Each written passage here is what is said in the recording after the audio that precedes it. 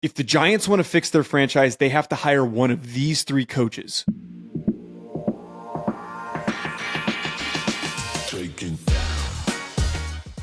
There's no shot that Brian Daboll is going to make it past this season. They're 0-3 to start the year, and it is very clear with their upcoming schedule, they are going to struggle the rest of the season. Even if Jackson Dart plays and he looks great, it's very apparent that Daboll has no ability to save his job. So let's look at three candidates that at the current moment make a lot of sense for the Giants' needs.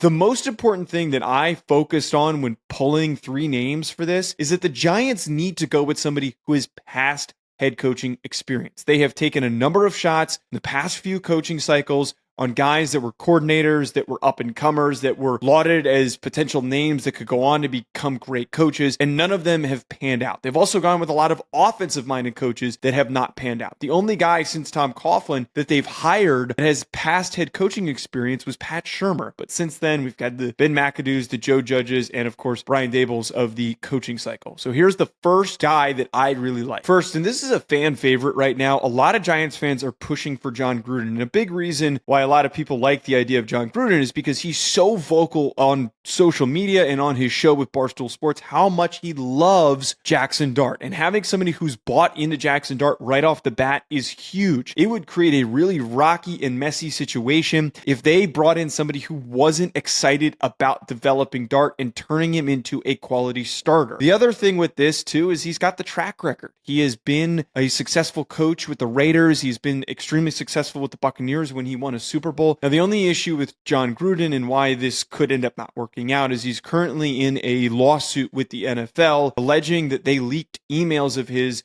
that included racial, misogynistic, and homophobic messages. And his lawsuit alleges that it was deliberately done by the NFL. That situation is ongoing, and it might impact how he is considered in this process. Number two, I really like the idea of Cliff Kingsbury. This is one of these names that some people might roll their eyes at, but I think he has done a lot to build up his resume and really grow and change since his last head coaching stint. He was the head coach at Texas Tech, and then with the Arizona Cardinals, where he took them to the playoffs, but they fell off of a cliff very, very quickly. Pun, I guess, unintentionally intended. With Cliff Kingsbury, though, what has made him an exciting option is he has taken Jaden Daniels and turned him into one of the best quarterbacks in the NFL. He was tremendous in his rookie season, and the big reason for that early success is that Cliff took his college offensive mind and used it to the skill set of Jaden Daniels, and it opened things up completely. I think having a college-minded offensive coach to take over and to lead Jackson Dart is going to help unlock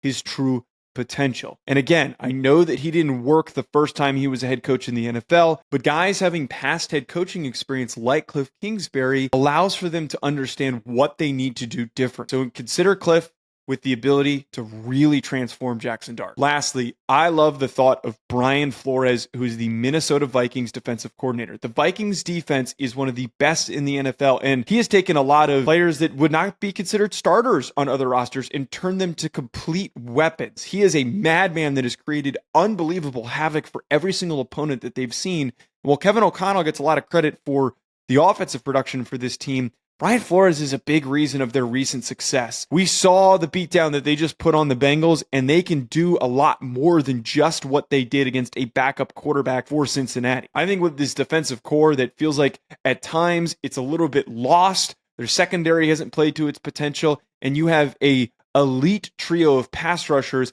that Flores can use in a very maniacal way. And while he might not be the defensive play caller, his identity would work really, really well with this Giants squad. He is another guy, though, who, when he was at the Miami Dolphins, did not end as well as it could have, but his time in Miami was cut way too short. And I think many would argue, especially Dolphins fans, if they had kept him around, they'd be in much better footing than what Mike McDaniels has done for them. Below, I want you guys to tell me, who do you think the Giants should hire as their next head coach?